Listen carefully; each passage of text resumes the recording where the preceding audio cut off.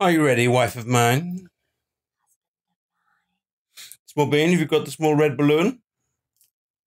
Well, what point did Small Bean become daughter of ours? Fair enough. Izzy, have you got the small... Well, he could be the scarecrow. Oh, he could be a cool little scarecrow. Because tonight, we're doing the double whammy of reviewing Human Nature and Family of Blood.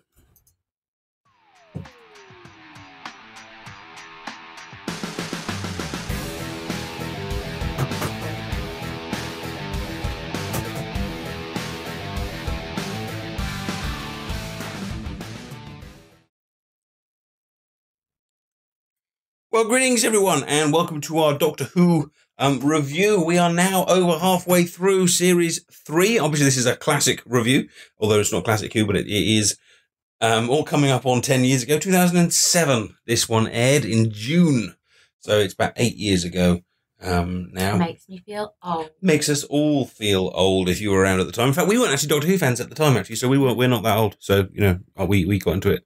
We got into it late. But tonight we're going to be reviewing Family of Blood and Human Nature. Clary's here to tell us what she thinks. Agrajag will be coming on the show to tell us what she thinks. And Hughes of Blue will be coming on the show to tell us what she thinks. So it's going to be a good range of opinions talking about this very popular, very classic little series. So go, Clara, what is I know this is one of your This is one of my all-time favourites. All-time favourites. So why don't you tell us be ready to tell us why it's one of your all-time favourites. And you guys, as always... why do you think I have my iPad with my list on? Ooh, how exciting. and as always, guys, let's start with... And you can start giving me information as well to put up on the screen. So if you use exclamation mark question and tell me things that you liked about the episode, we will read some out. And we're putting both in together as well. Human Nature and... Family of Blood. So, you know, tell us what you liked about this, what it means to you, your favourite moments, etc., etc., etc. Why is this an important couple of episodes for you, honey? Because it's really, really good. Because it's really... That's what I've written on my list. It's really, really good. What makes it good? I think, first, there's lots of things. First, did you give me a Mr. Grumpy mug to drink from on stream? I gave you a mug that was clean, all right? So, firstly, what I love about this episode is that the enemy is genuinely really, really scary. So let's talk about the enemy first, because it's a good one. Okay. It's scary. What makes it? And this ties into actually something that I was saying about the Lazarus episode. Yeah. That the scariest enemies for me are enemies which are human-like. Yeah. Which is why in the Lazarus episode, when he was Lazarus, that was quite scary. Yeah. When he turned into that giant animatronic, whatever it was less scary. Interestingly, I spoke to someone, I can't remember who, someone at school now, who said... Now, wait a sec, because sometimes when we start sentences with the word interestingly, this is actually interesting. Someone at school this week told me that the Lazarus monster haunted their dreams for a year after the episode, which is weird. You know, it just shows that was genuinely interesting. It just shows how different people kind of get it. But I agree with you. I mean, the most memorable enemies in Doctor Who are the ones.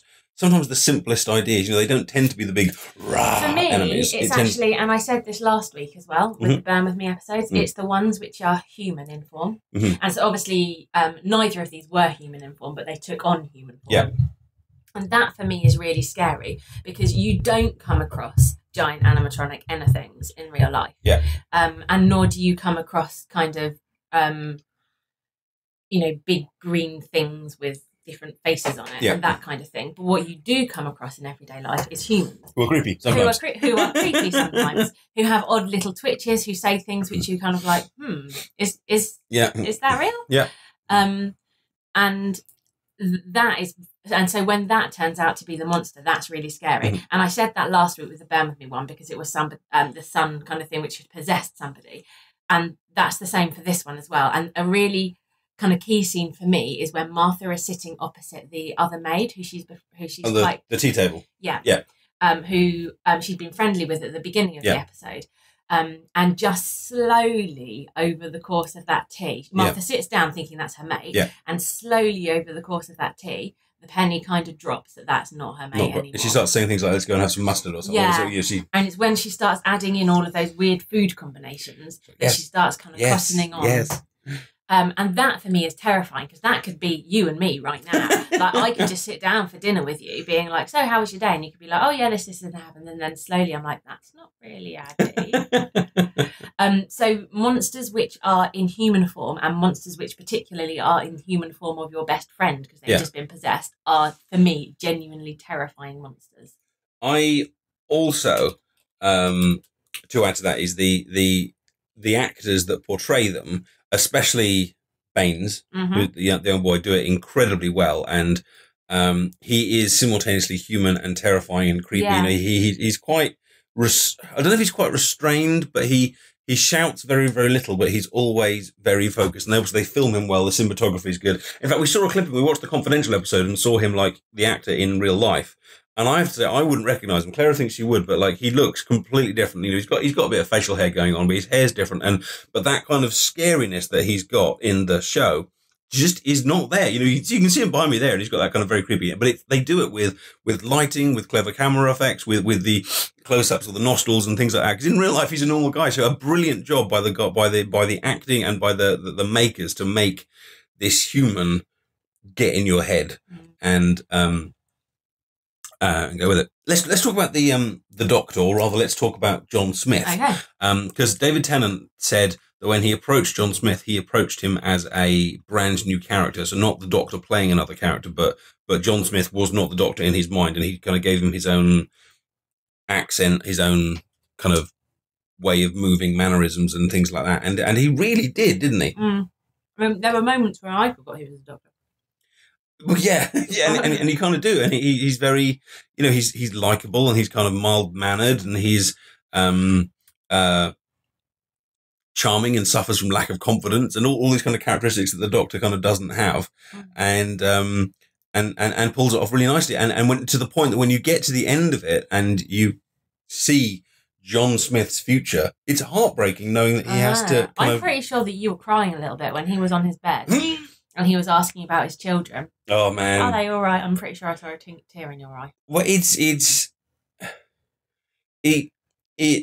One of the things that they really started to pull apart towards the Tennant, at the end of the Tennant era, is the differences between a Time Lord and a human being, and it plays on that. Like, a Time Lord will never have a long-term relationship and a marriage, or certainly not to a human anyway, and will never settle down and have kids in the same way. Well, certainly the Doctor won't. I mean, I'm sure there must be other kind of Time Lords on Gallifrey that do. Or rather, he might, but the Doctor's issue is that he will always outlive them. He can have the relationships, but he will go on and they will end. And what happened in that scene was you saw him leaving them. In the scene, I'm talking about the scene where he was on his deathbed. Yeah. So he was leaving them, and he was just checking, is everyone okay? And everyone was okay. Yeah. But it was his turn to go. His turn to go. Yeah. Look, no, I'm getting quiet. Oh dear, is it? Oh dear, Claire was getting emotional. Oh dear. And it's beautifully done, and it's one of those ones as well that you really thank God it was a two-parter as well, because there are a few two-parters where you do think, really, did that need to be it? And then there's a few that are single-parters, and you really think, oh, that would have been better if it had been stretched out, or, you know, over another hour. And this is one that really takes its time, but because it's so character-based, you know, the John Smith character, the nurse character, the family of the four family members, Martha as well, very, very important and key to this story. You know, it gives every single aspect room to grow. So when you get to the end and it's emotional kind of like twists and turns, you know, you're with it, and you're kind of like, oh my God, you know, this John Smith who's got his own life, his own loves, his own future has to die. And you're then at that point, you're torn as well, because if at the beginning of the episode they had presented you with the dilemma that happens at the end, which is, does the Doctor turn back or not? Does he look into the watch and turn back? Yeah. Everyone would have just gone, turn back, turn back. You know, you need to be with Martha. Poor Martha's stranded, and etc. etc. But then when it actually happens, there's this part of you that's like, oh, John Smith, and he could get married, and they look so cute on their little double bike together, and things like that. And it's done so well that you don't blame him, and in a way you don't want him to turn back. And it follows that kind of the problems of being the Time Lord follows the character arc across this series as well. Yeah. Because previously the Doctor's just been presented as kind of a genius, a madman. Yeah. But a good thing to be. Yeah. Whereas this doctor really draws out the issue. So in the Lazarus episode, he talked about the problems of living forever. And in this episode, he talks about the loneliness of being, on these 2 episodes, he talks about the loneliness of being the Time Lord, and how actually when you're not a Time Lord and you're just an ordinary bloke and you get to do ordinary things. And also there's that, I can't remember his name, but the younger kid who steals the watch, you know, he hears voices and the things in there, he comes back and goes, you know, he's earth and fire, he's wind, and he again, it pulled the differences between a human being and the doctor in there as well. It's very well done. Jen Devine says, I'm strangely fascinated and attracted to Baines. That is strange. I think you've described that well, Jen Devine. Strangely. Hey, don't you go flirting with Jen Devine. I didn't. Oh God, I didn't mean. Sorry, that was not. That was not a come on. That was not how I meant that to come across. Sorry. I was just going to go with it.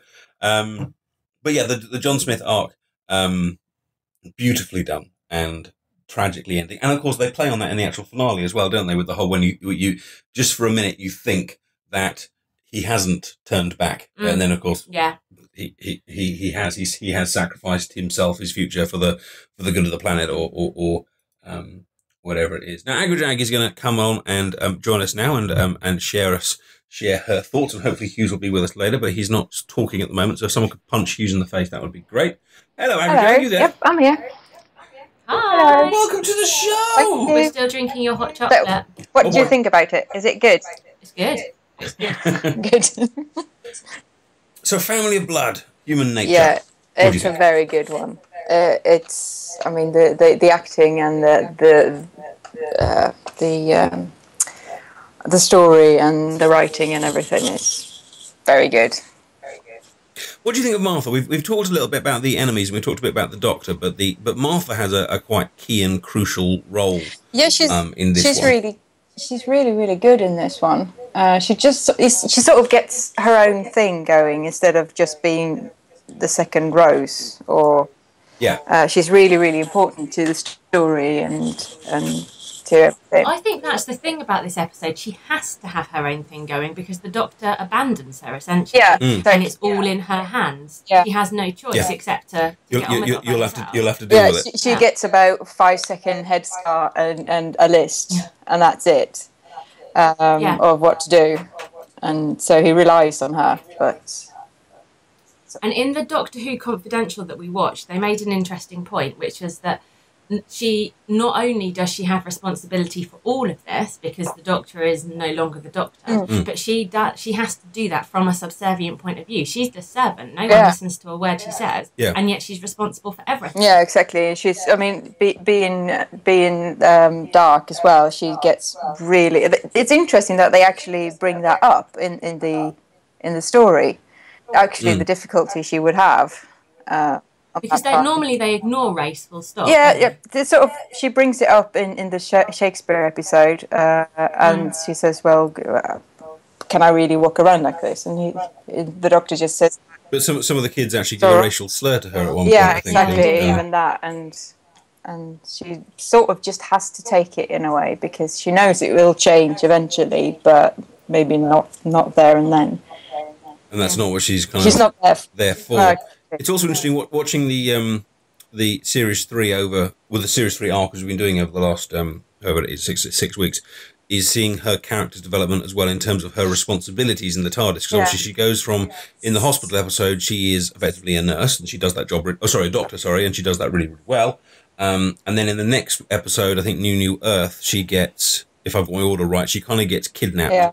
And has a few ideas, and then in the Shakespeare episode, she's a little bit more in the background on the Shakespeare episode and has less kind of to do. But then last week in 42, she had to physically put the Doctor in a machine and save his life. Like she had to properly take control of him. And in this episode, she is now 100% responsible for his well-being, and she's like the kind of the dominant character in the 2 episodes, really. You know, she's the hero. Let's put it that way. So it's interesting seeing her kind of her character arc progression, and the payoff for this, of course, is eventually is it Davros in series 4 that starts going? You know, you start with friends and you turn them into soldiers and things like that. But I think you see that most clearly in Martha's story. Yeah, and this story really shows her that the Doctor actually trusts her, and that, like I said, she's not just a replacement for the previous girl who was there. That he actually trusts her 100%. It's a very nice one for Martha, I must say. And what you said earlier about the scary aliens or scary stuff is usually human, just looking normal, and also inanimate objects coming alive, like the scarecrows. Things you see every day, maybe not every day with scarecrows, but you know, you've seen them around, and all of a sudden they start moving. That is really scary. Taking the normal and making it abnormal is scarier than something that's completely different. See, the other one with the other thought on, or Martha, she has that. It again has her painful character arc of not being the woman that the Doctor loves, and she has that. It's a little bit of a cheesy line, but you know, you had and you fell in love with a woman, and it wasn't me. It's basically Martha in a nutshell again. Yeah, which is I feel that whole thing it's a bit of a shame, but it's sort of done in not in your face kind of way in this episode, like it's been with Rose and things. I like it. I think I like the way that since the reboot, every character has had their a unique relationship. Unique relationship with the Doctor, and more or less a kind of different role. Although you could argue that Rose and Clara Rose and Clara are just kind of like, in quotes, girls. But Clara did have her little story arc of the impossible girl. But when that kind of fell apart, she became a bit blander. And they've never mentioned it again. It's just a bit strange. I think they kind of avoided the whole thing, really. She jumped into the time vortex, or his past history, and then the Doctor jumped in after her, and they saw John hurt, and then that was the last they ever mentioned. Yeah, exactly. But I was going to say that, speaking of companions, because I've actually started rereading the book this is actually based on, and it's originally a Seventh Doctor story, isn't it? Seventh Doctor with a companion only featured in the books and in Big Finish, called Bernice Summerfield. And she's, I think she's an archaeologist, actually, a professor. But it's quite nice to see that they got the same things. They've only got 5-minute head start, basically, and they get the list and everything is still there. But the role and the character in the stories are completely different, because Martha is very much Martha and Bernice is very much Bernice. She plays the Doctor's niece in the book, whilst here it's the maid. It was certainly adapted very, very. It was obviously was a good book, so they decided to make it as a thing, and they've adapted it very well, because you can't really tell. Well, no, you can't tell that it used to be different. No, I believe as well. You could probably tell me, but I believe the scarecrows weren't originally in the books as well, because the Russell T Davies was saying that they felt they needed an additional. Yeah, no, those weren't in it. Threat. And the interesting thing is that if I remember correctly, since I have read the story before, the book before, but now I'm rereading it, the Doctor actually does this because he wants to know what it's like to be a human, not because someone is after him or chasing him in that sense. It's just that he wants to know what it's like to be human on a whim. And he talked to these really dodgy people for a few days, and then they end up at a big market place, and then he gets it done. And just rushes into the TARDIS with Bernice after him, and hands her a list and saying, "See you in so and so many weeks." and then they come after them to get this ball. In the book, it's a ball. It's a red ball, like a cricket ball. And they try to get this because it is the Doctor's essence. So that whole thing about trying to get the Doctor's essence is the same.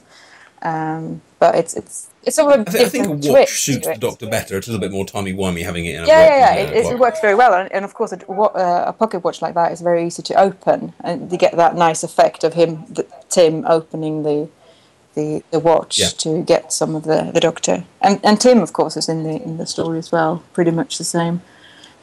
And of course, the watch is used again beautifully. Yeah, I think that's why they chose the watch, to sort of link in with the Master later. Now, just looking at some of the comments here about what people liked, Dashi likes the 5th Doctor Rube Goldberg scene, which I'm assuming is the cricket ball one. Oh, yeah. Moriarty Doctor says, I liked the reference to the 5th Doctor with the cricket ball. I mean, it's one of it scenes like that which don't really add anything to the story. No.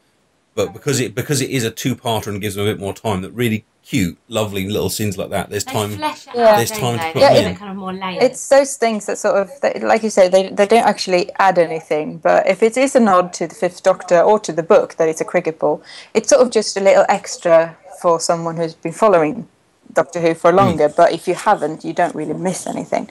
It's just a lot of those little things. So it just makes it whole.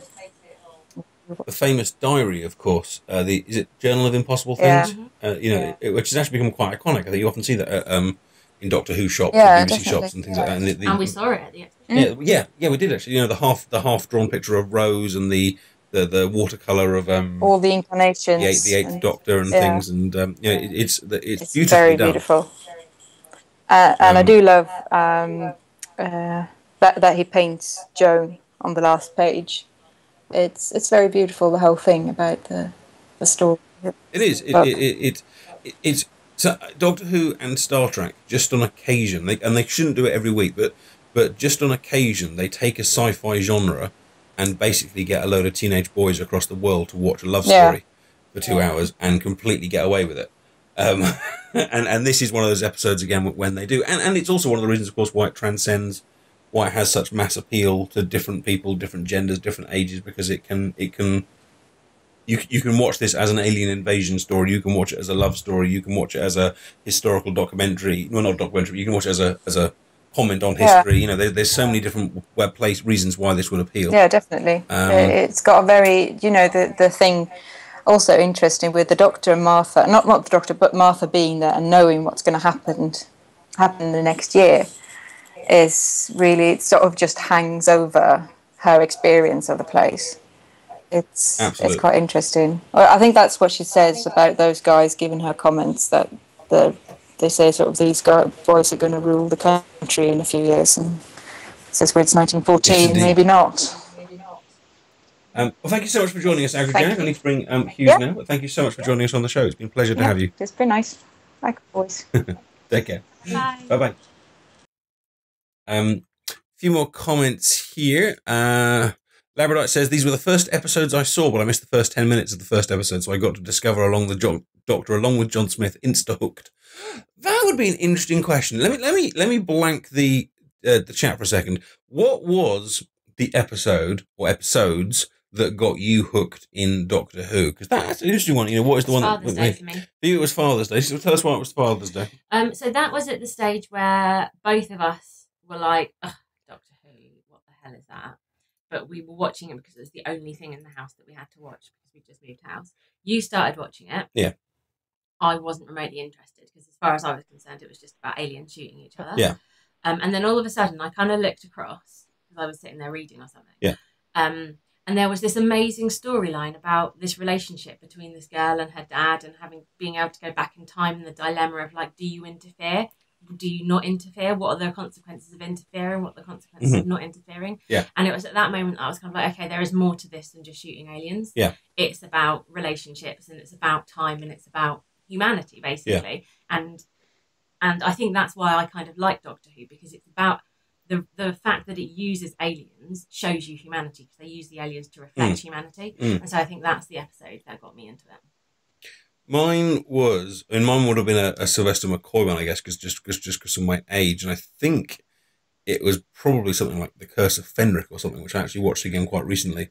And it's weird because obviously it's made in the 1980s. So but I was watching it by today's standards. I was like, oh dear, this is thoroughly dodgy. But there's some creepy stuff. There's a mystery, and all the way through you've got this lovely kind of guy that's kind of seemed to be in control of everything. Kind of being the master of all the kind of chaos around him, and it's a character that kind of draws you towards him, and you know, he's a good hero without being like, he's not Superman who's completely invincible, and he's not Spider-Man who flips around from building to building, but the Doctor has a presence, which is great. Hughes, what got you into Doctor Who? Well, I started watching it in the 80s with Tom Baker. I think towards the end of his run, I'm sure well, maybe, I mean, I've mentioned several times that it's actually the fifth Doctor who's my doctor, which actually keys into these two episodes, I think, a lot, because these are some of my favorite episodes of the new series as well. Because a lot like what drew me to Peter Davison's Doctor is sort of the level of vulnerability and humanity that the Doctor, or John Smith in this case, displays. You know, it makes him more relatable. I mean, Tom Baker was a lot of fun, you know, but his level of, you know, I think, you know, Peter Davison and here, you know, David Tennant adds a certain fallibility and humanity that makes him more relatable, at least to me. So that's why I really like these. I mean, it you know, I think you mentioned it before, it really brings into sharp relief the difference in between being a Time Lord and being a human, and the sort of things you know, the Doctor has given up in being the you know, the last Time Lord and all that stuff. Now, Agrajag mentioned this, or started to mention this, the links to the war, the Great War, World War One. Yes. Which comes across beautifully, especially towards the end of the second episode. I must admit, the first time I watched it, I wasn't expecting it, and I must admit, whenever I watch it, I always kind of forget it's coming. That you have this, you know, wonderful love story. There's these great aliens who are thoroughly scary, great stuff for Martha, and then all of a sudden, you get this, you know, Remembrance Day moment at the end, which is. I'm sorry, Claire just got scared by our cat. Hello. Which actually has very little to do with the Doctor Who plot, but it's almost like the writers kind of said, you know, this isn't appropriate. You know, bearing in mind we've had these kids that would have gone to war, and you know the whole thing being saved by the pocket watch and all that kind of stuff, and then you just have a moment at the end where they'd almost kind of just go, and let's remember those who we've lost and things. In fact, we actually looked it up earlier, because I was convinced that this must have originally been transmitted on Remembrance Day or Remembrance Week. We have it. And I was sure, you know, because it's so obvious. Like I assumed it must have been transmitted then. So I checked it earlier today, and it was transmitted on something June the 10th or something. I was like, all right, it's not. But what did you make of that bit with the kind of the World War tribute? I loved it, because I mean it you know, I'm a bit of a history buff as well. So to see that sort of and it's interesting because it was obviously a very deliberate choice on their part, because they could have cast the time period almost anywhere to establish this, but they chose to put it just before World War One, so that they could do this foreshadowing of what was to come. You know, the kids, you know, the boys in the school practicing with Vickers gun, you know, and all this stuff to show, you know, because they are, and then shooting the scarecrows, right, as well as you know, and it shows once again you know, it pulls at your heartstrings to know that these young men and boys are going to go off and get killed in these trenches a year from now or 2 years from now or stuff like that. You know, there's that whole, you know, beyond just the usual sci-fi stuff. There's a lot of, you know, pathos going on at lots of different levels. And I don't know whether this was intended, it probably was intended, but it's not something that was mentioned in The Confidential that we watched. But it does contrast this idea of the Doctor lives not forever, but for a very, very long time. The family of blood are trying to extend their lives and live forever and ever. And then that contrasts that against these boys who we know end up dying way, way too soon. Yes. Nice theme of life. It's interesting comparing it to last week's review. We reviewed 42 last week, and although we all pretty much liked it, although Claire wasn't as keen as others. The reason I haven't put that one on YouTube is because I kind of felt during the review we kind of ran out of things to say, and which is probably our fault for not writing things down before we kind of started. Hence the iPad. Hence the iPad this week. You know, being a bit more prepared, and me inviting people in advance and making sure it's good and stuff. But it's, you know, with an episode like 42, which was good, but only had a couple of themes in it.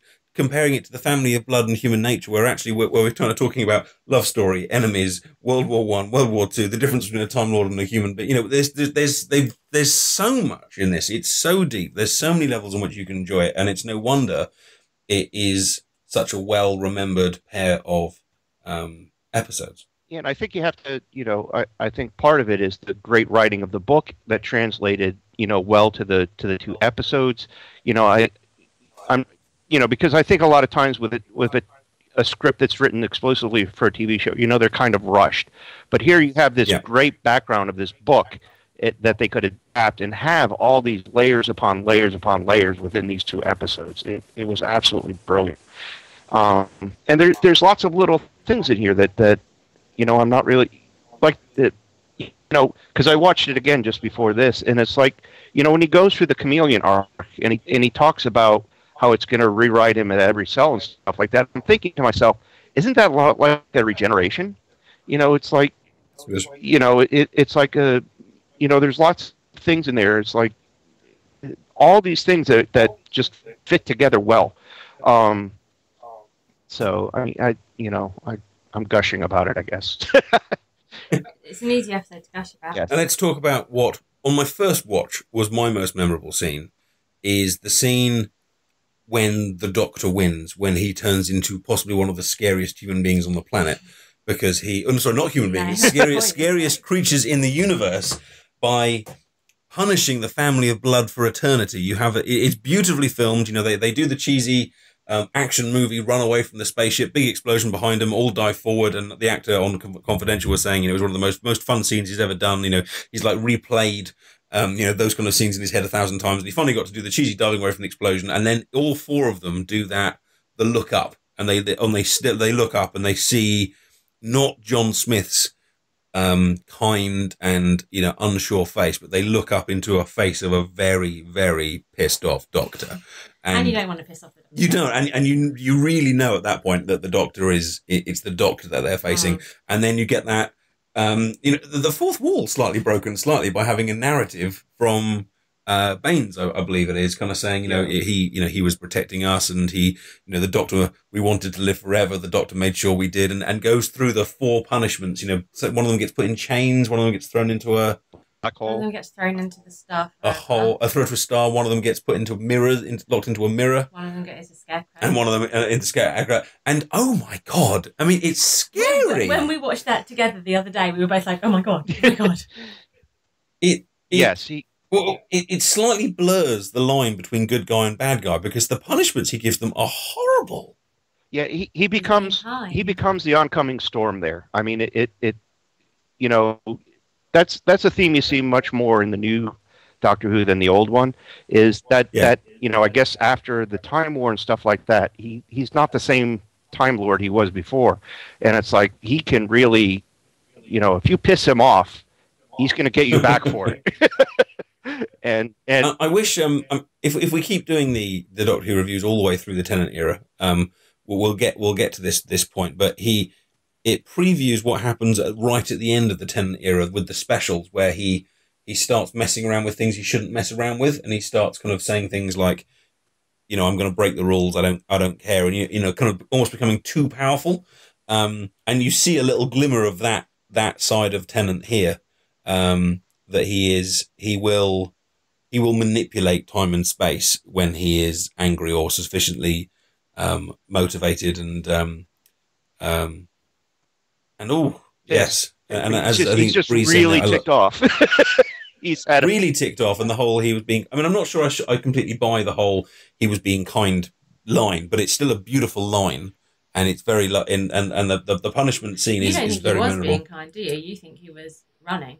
Well, the implication from that line is that the Doctor ran so he wouldn't have to punish them, and I don't think that's true. I think from the way it's filmed and done, is he's running to save his life and Martha's life and things like that. He's never avoided punishing enemies in the past or anything like that. However, the punishments he gives them, I think, are far worse. I mean, he destroys enemies all the time. He blows them up, but this was not a destruction, a means to an end. This was a punishment. Yeah. Well, I mean, when Joan was saying at the end, when she asked him if he hadn't come there, would those people who died have died? And I think that I'm sure that was forget about chasing him or all the other inconvenience or stuff he had to do. People, innocent people, died around the Doctor just because he was there. And I think that's something he just does not want to have to deal with. And he didn't want to put up with it, and he was going to make sure they paid for that.